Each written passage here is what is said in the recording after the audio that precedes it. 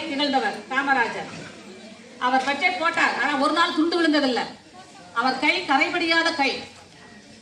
அதாவது தேசத்தை மட்டுமே இலக்கில் ஏந்தி தாய்க்கு கூட செய்ய வேண்டிய பணிவிடைகளை, தாயினுடைய விருப்பத்தை கூட நிறைவேற்றாமல் தாயை கூட தள்ளி வைத்து தேசத்தையே திருமணமாக செய்து கொண்டு தேசத்தையே நேசித்து தேசத்துக்காகவே உழைத்து நாட்டுப்பற்று மிகுந்த நல்லவராய் நாடு போற்றும் நல்லவராய் வாழ்ந்தவர் யார் என்றால் காமராஜர் தான்.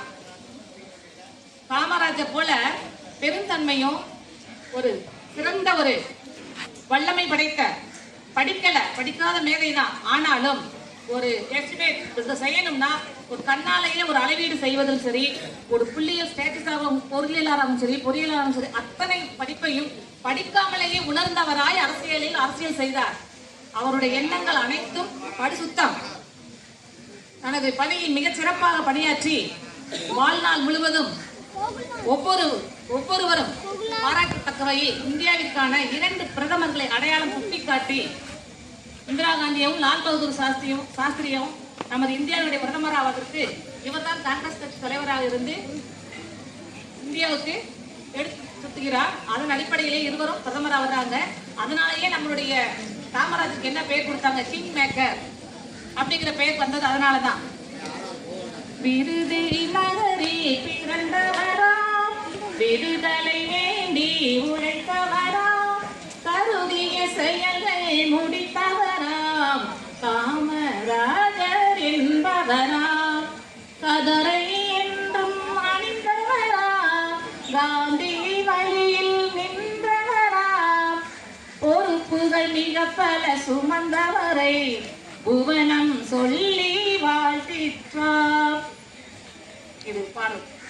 பண்பை என்றும் மதித்தவராம், பழமை என்றும் மறந்தினராம், பல பல உண்மைகள் உரைத்தவராம், ஓங்கிய புகழில் நிலைத்தவராம், விருது நகரில் பிறந்தவராம், விடுதலை வேண்டி உழைத்தவராம், கருதிய செயல்கள் முடித்தவராம் காமராஜர் என்பவராம், பள்ளியில் குறைவாய் படித்தாலும் படித்தவர் போற்ற உயர்ந்தவராம், பாரத நாட்டின் தலைவராம், என்றும் உள்ளம் உறைபவராம். அவருடைய பண்புகள் அனைத்தும் நாம் அறிந்ததே இருக்கிறோம்.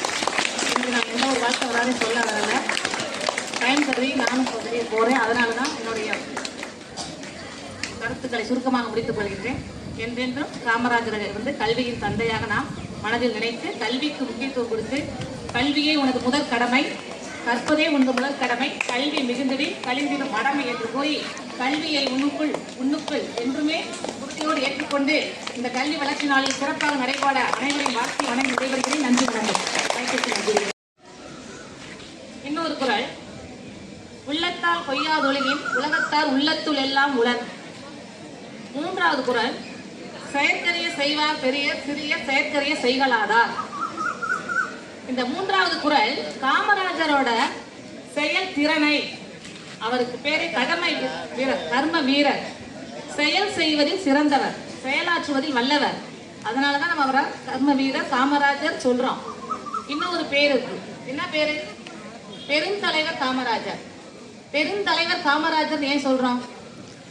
இப்ப மகாகவி பாரதி ஒவ்வொருத்தருக்கும் ஒரு அடைமொழி பேர் கூடுதல் இருக்கு. தேசத்தந்தை காந்தியடிகள் இருக்கு இல்லையா? அதே மாதிரி இப்ப காமராஜரை மட்டும் ஏன் நம்ம பெருந்தலைவர் காமராஜர் சொல்லணும்? சொல்லுங்க பார்ப்போம்.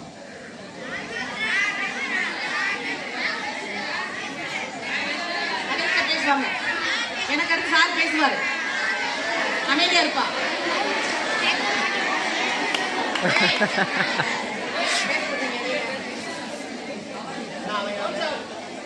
எனக்கு அடுத்து சார் பேசுவார்.